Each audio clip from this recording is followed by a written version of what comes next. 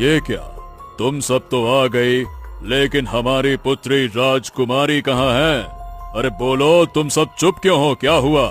जंगल में कोई तो कुछ बोले। अरे मेरा हृदय कांप रहा है, तुम लोग बोल क्यों नहीं रहे हो? बोलो।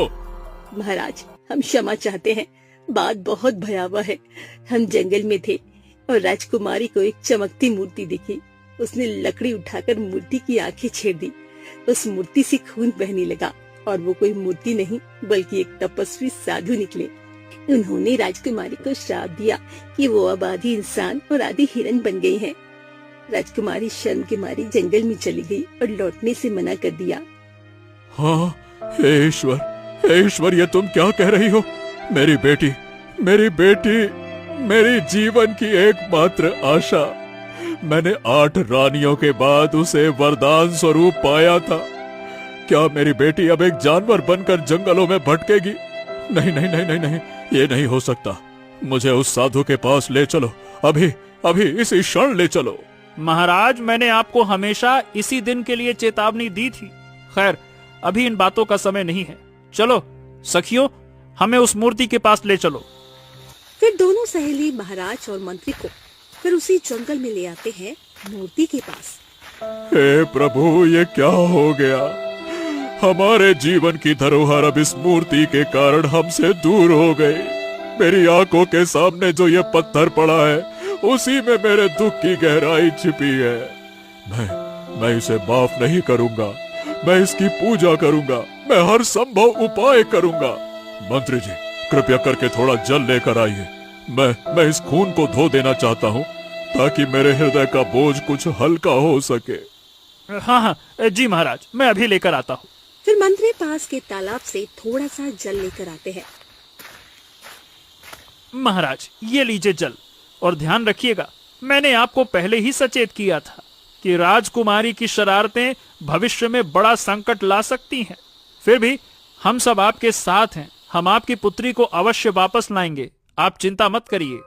राजा मूर्ति को धोते हैं, पूजा करते हैं और विनती करते हैं। हे तपस्वी, हे महात्मा, मेरी गलती है ये, मेरी पुत्री की नहीं। अभी तो वो बालिगा है, उसमें भेदभाव करने की समझ नहीं है। वो मेरे जीवन की एकमात्र संतान है। मुझ पर दया कीजिए, मुझे उसकी सजा मत दीजिए। उसे एक अवसर तो दीजिए, एक अवसर, आखिरी अवसर। तभी तपस्वी पुनः प्रकट होते हैं। राजन, तुम्हारी व्यथा ने मेरे पत्थर के हृदय को भी पिघला दिया। देखो, मैं अपना श्राप वापस तो नहीं ले सकता, लेकिन देखो, तुम्हारी पुत्री को मुक्ति तभी मिलेगी जब कोई व्यक्ति उसे उसके वर्तमान स्वरूप में अपनाएगा। जब कोई पुरुष राजकुमारी को इसी रूप में, यानी कि आधे हिरण और आधे मानव के रूप में अपनी पत्नी के रूप में स्वीकार करेगा, तभी उसका श्राप समाप्त होगा।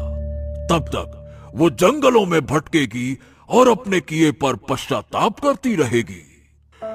महाराज, महात्मा, कृपया करके ये बताइए कि तब तक वो सुरक्षित तो रहेगी ना? क्या उसे भोजन मिलेगा? क्या उसे ठंड से कोई बचाएगा? वो कहाँ रहेगी? किससे बातें करेगी? राजन, उसका शरीर अब प्रकृति से जुड़ा है। वो जानवरों से बात कर सकेगी, उन्हें समझ सकेगी। वो अपने लिए शरण भी ढूंढ लेगी। तुम्हें बस धैर्य रखना होगा। वो स्वयं लौट आएगी जब समय आएगा। हे भगवान, मेरी बेटी अब सिर्फ मेरी पुकार पर लौटेगी। मैं प्रतिदिन उसकी राह देखूंगा। मैं हर शाम जंगल की ओर आंखें टिकाए बैठा रहूंगा।